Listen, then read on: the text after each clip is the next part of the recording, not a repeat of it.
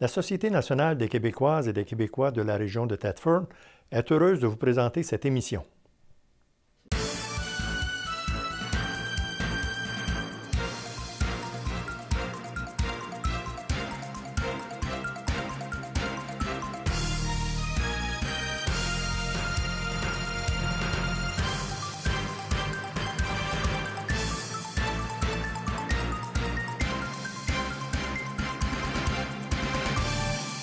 Mesdames, Messieurs, bonsoir. Durant les 30 prochaines minutes, durant toute l'émission, j'aurai le plaisir d'avoir un seul invité. C'est le maire de la municipalité de Kerners Mills et préfet de la MRC des Appalaches, M. Paul Vachon. M. Vachon, bonsoir. Bonsoir, M. Sévigny. Jeudi dernier, le 8, oui. Le Comité de concertation économique des Appalaches a déposé, j'appellerais ça une bonne brique, un document au député ministre Laurent Lessard pour intituler « Air post-amiante vers la diversification et le développement économique durable ». Ça relève de... Ça part d'où, ça, ce projet de déposer un volumineux rapport au ministre? Avant de vous en parler, j'aurais un petit message à faire. Oui. Étant donné qu'il y a des événements importants qui sont survenus la semaine dernière, oui. À savoir les assassinats de journalistes français, et étant donné qu'il y a un mouvement où on dit « Je suis Charlie oui. », pour dénoncer la violence, j'estime que la presse est le premier rempart des libertés démocratiques. Et attaquer la presse, c'est s'attaquer directement à la démocratie. Alors, je veux dire que moi aussi, je suis Charlie. Eh bien. Maintenant, on peut revenir à votre question. Oui. Alors, écoutez, ça, je vous dirais que ça vient de la situation de l'amiante qu'on sait qui perdure depuis plusieurs années. Il y a eu un déclin lent, irréversible de l'amiante, mais les mines d'amiante étaient toujours ouvertes. Puis il y avait toujours des travailleurs qui continuaient d'œuvrer dans ce domaine-là. Le gouvernement Marois, qui est le gouvernement précédent qui a été élu, a pris une décision politique, celle de fermer définitivement les mines d'amiante, de cesser l'exploitation des mines d'amiante. C'est tout à fait correct au niveau du pouvoir. Un gouvernement a le pouvoir de faire ça pour les raisons qu'il a justifiées. Cependant, un gouvernement n'a pas que des pouvoirs. Il a aussi des devoirs. Et nous, on estime qu'au niveau, justement, de ces devoirs-là, ce gouvernement-là n'était pas au rendez-vous. Je vais vous donner des exemples. Lorsqu'on a pris la décision de fermer la centrale de Bécancour, le gouvernement l'a annoncé pour des raisons écologiques et économiques. Ça, c'est la centrale nucléaire? La centrale nucléaire. Mais en même temps, il a annoncé une enveloppe économique pour soutenir l'emploi, les pertes d'emploi qu'il y avait là. Oui, parce que c'est un important employeur. Oui, et diversifier l'économie. Même chose pour Asbestos, etc. Nous, on a eu une annonce de fermeture, à Montréal d'ailleurs, ça ne s'est même pas fait en région, mais sans aucune compensation, ni même évoquer quoi que ce soit. Alors, à partir de là, la région s'est dit, ce qu'on va faire, c'est qu'on va regarder dans les différents domaines, que ce soit au niveau de la recherche, de l'éducation, de la santé, de la construction, de différents projets, et on va présenter au gouvernement ces projets-là pour leur dire, attention, la région est là. Parce que vous savez que dans le passé, l'économie de l'amiante n'a pas servi uniquement à la richesse de la région. Des centaines, des milliers d'emplois étaient reliés à l'exploitation, au transport, puis à la transformation de l'amiante partout dans le Canada, dans le Québec, puis même aux États-Unis. Cette richesse collective-là a permis d'enrichir l'ensemble du territoire québécois. Maintenant, il me semble qu'on doit avoir la juste part.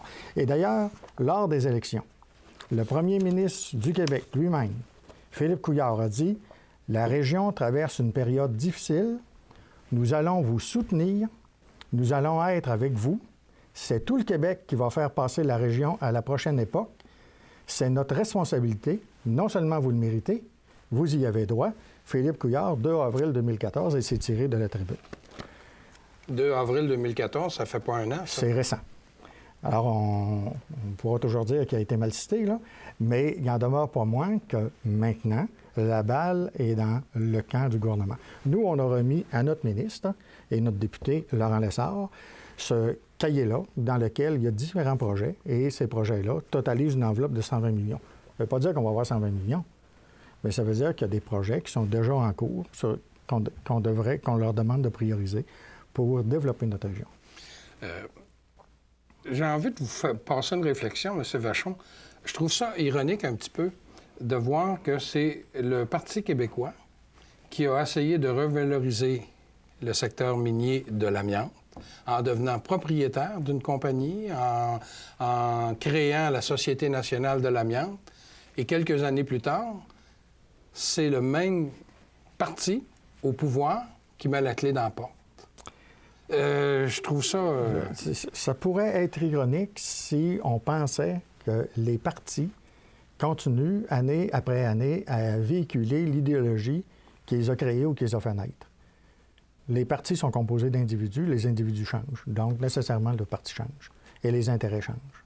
Alors, à mon avis, le Parti québécois de René Lévesque ne ressemble pas au Parti québécois d'aujourd'hui, comme le Parti libéral de Philippe Couillard a à peu près rien à voir avec le Parti libéral de Jean Lesage lors de la Révolution tranquille.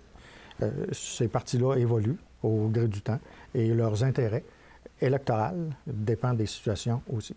Je pense qu'il était de bon ton au niveau environnemental de décréter la fin de l'amiante. Mais il y avait des devoirs, par exemple, qui auraient dû accompagner ce décret-là. Bon. Et c'est de là que vient l'élaboration du plan de diversification. Effectivement. Le comité était constitué de quels représentants? Il y a des représentants, par exemple, du domaine de la santé, des représentants du domaine de l'éducation, de la recherche et le développement. Le docteur Rochette était une de ceux-là. Il y a également la Chambre de commerce, etc. Et il y a aussi des représentants de différents ministères, parce qu'on leur a demandé d'être présents. On leur a demandé d'être présents pour justement qu'ils puissent nous guider à travers certains projets, à savoir si au niveau des... à quel ministère, par exemple, qu'on devrait s'adresser, puis des choses comme ça.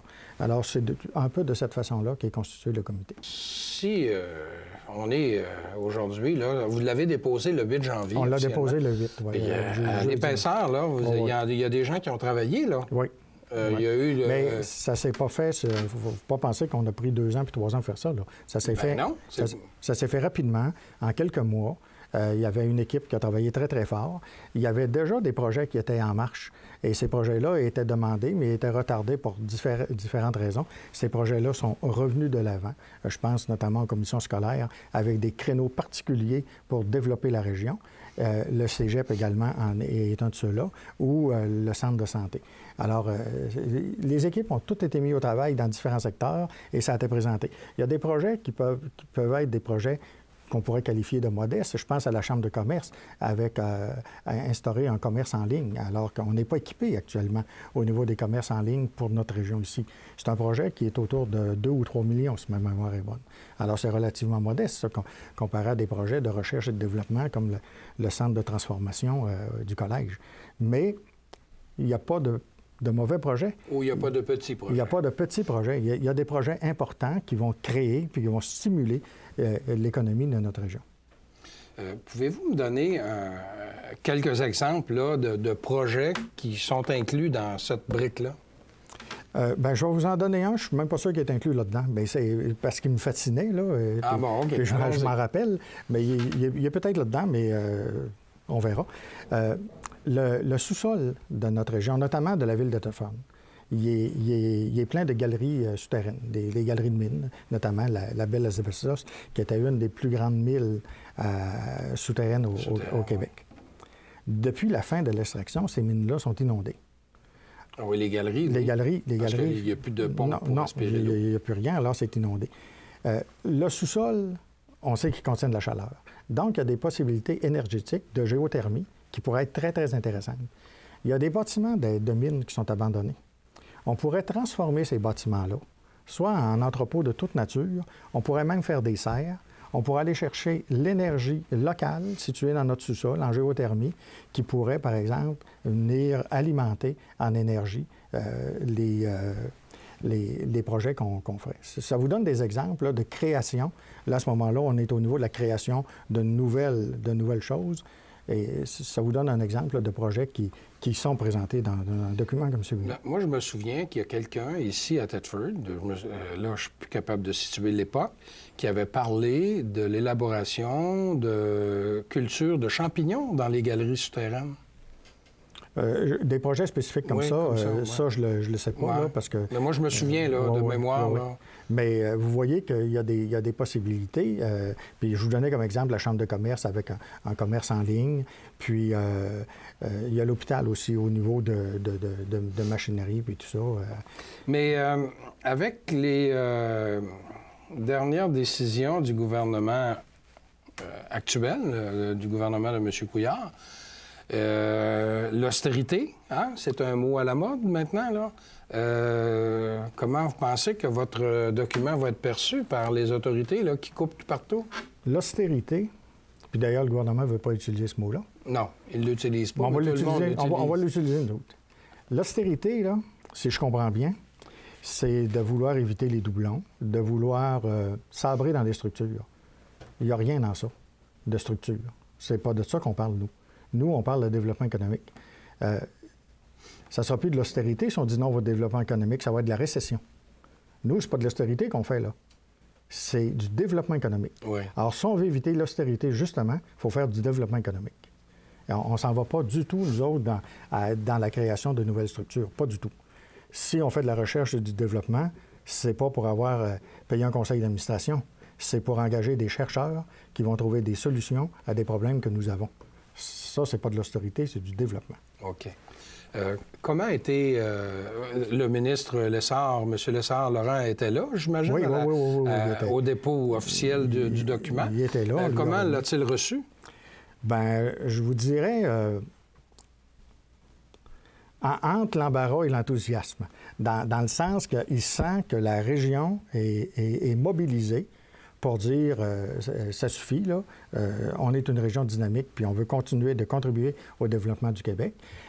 Embarrassé un peu parce que la citation du premier ministre est là, et il y a même des citations de Laurent Lessard qu'on a repris à notre compte.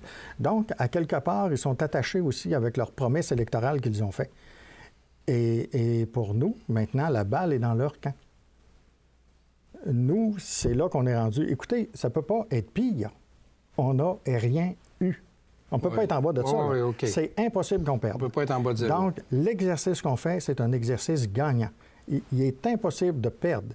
La pire affaire qui pourrait nous arriver, c'est une fin de non-recevoir. À mon avis, elle ne me paraît pas possible, puisqu'il y a déjà eu, de la part du premier ministre, des engagements. Donc, vous êtes optimiste? Je suis optimiste dans ce dossier-là, c'est sûr. Ça ne veut pas dire qu'on va avoir 120 millions. Non. Ça ne veut pas dire que tous les projets vont être acceptés, mais ça veut dire que ça va être étudié, ça va être analysé par certains ministères que ça concernera, et il va y avoir des réponses positives, c'est certain. Donc, autrement dit, ce que vous me dites, là, c'est qu'on ne peut pas avoir moins que zéro. Absolument. Donc, absolument. C'est impossible. Et si je comprends bien, la démarche s'est faite d'une façon positive avec tous les intervenants.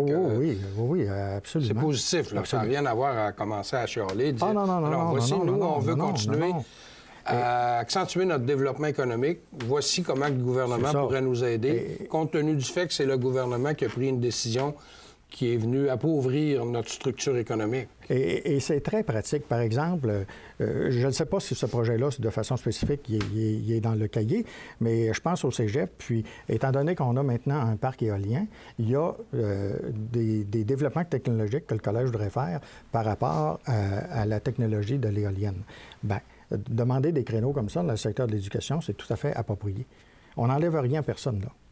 Nous, ce qu'on fait simplement, c'est de positionner notre région dans l'ère post-amiante.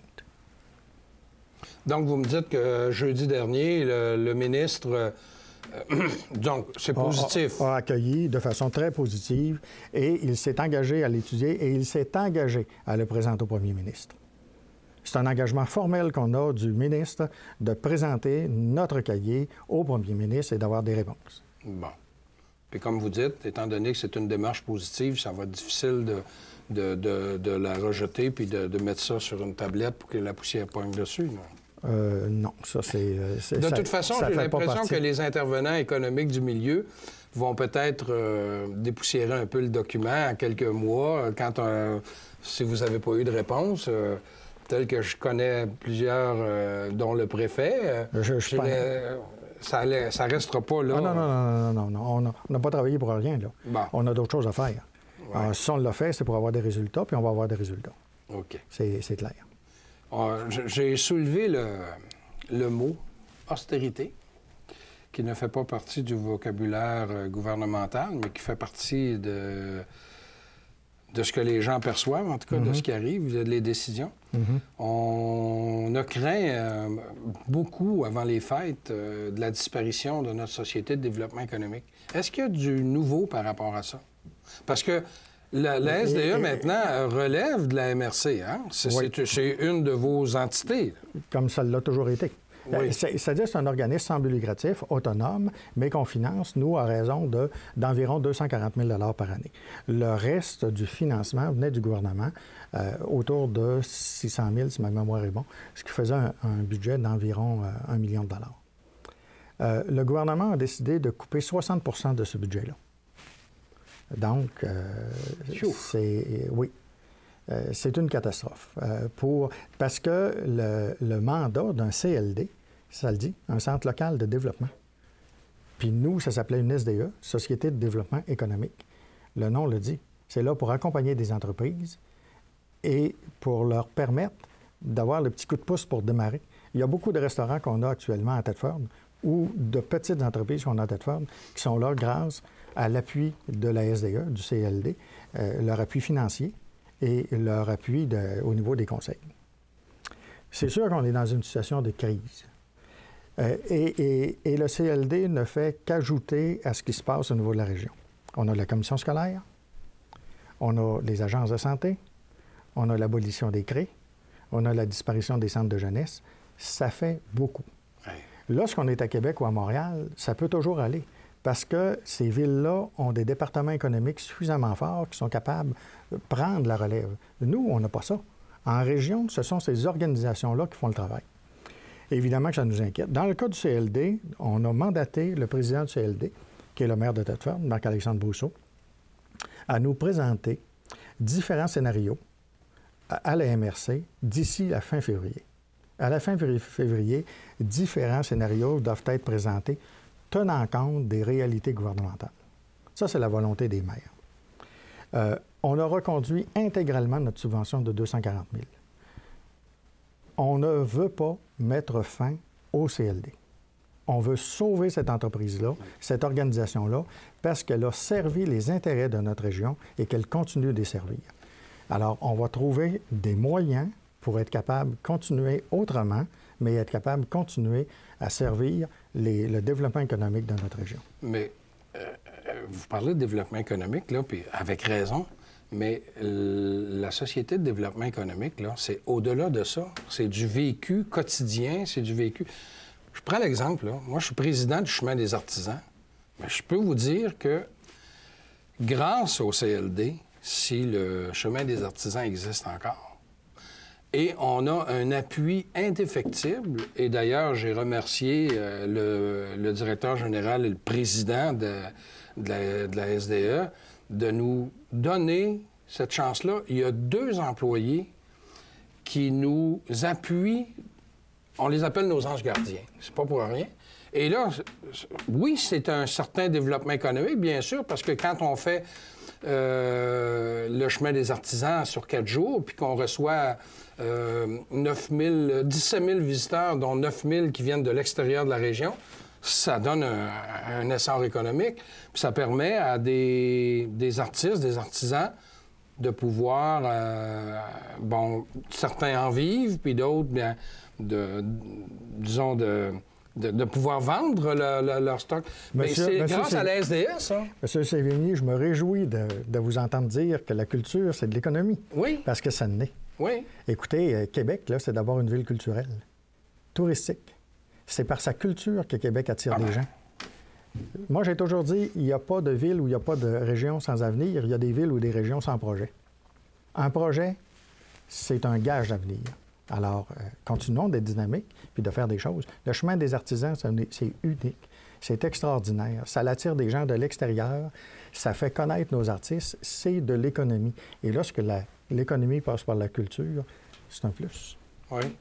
Et nous, là, on regarde ça et on se dit, misère, s'il faut qu'à un moment donné, la SDE disparaisse ou devienne avec des services amoindris puis que ça vienne nous toucher, ça a une répercussion, hein? C'est la boule de billard qui touche toutes les autres. Là. Écoutez, ça va déplacer tout le monde. On peut pas nier qu'il y a une réalité budgétaire qui nous attend. Mais cependant, dans le cas de la SDE, il y a un employé qui a quitté pour aller dans l'industrie privée.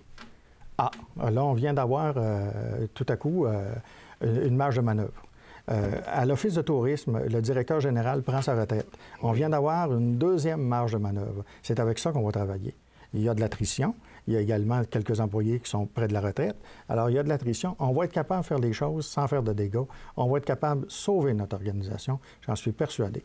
Mais évidemment, ça prend beaucoup de discussions. Puis ça va prendre encore des discussions. Puis, mais on est en train de les faire. Je suis beaucoup plus optimiste que je pouvais l'être il y a quelques mois. OK. Ah bien, je trouve ça encourageant.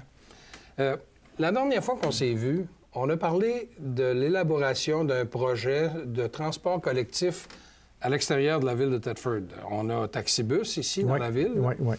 Vous aviez parlé qu'il y avait un projet à l'étude. Oui. Est-ce qu'il y a du développement? Est-ce qu'il y a du nouveau? Je vous dirais qu'il y a davantage de pression. On sait que récemment, il y a eu l'abandon par Orléans du transport vers Montréal. Le ministre des Transports, M. Poitiers, nous a convoqués à Trois-Rivières pour évaluer la situation, parce qu'il n'y avait pas seulement que la région, la MRC des Appalaches qui est affectée, il y avait également d'autres régions, dont la TUC, etc. Là, le ministre Poitiers a annoncé une subvention de 100 000 $. Oui. Cette subvention-là, bien sûr, est temporaire et ça va être pour combler. Quelqu'un, par exemple, qui va vouloir aller à Montréal, va devoir passer par Québec. On peut penser que c'est aberrant, mais comme le transport auparavant était local, ça prend autant de temps que de prendre l'Express à Québec pour se rendre à Montréal. Il y a 10 minutes de différence. Et nous, ce qu'on va faire, c'est qu'on va payer la différence du billet.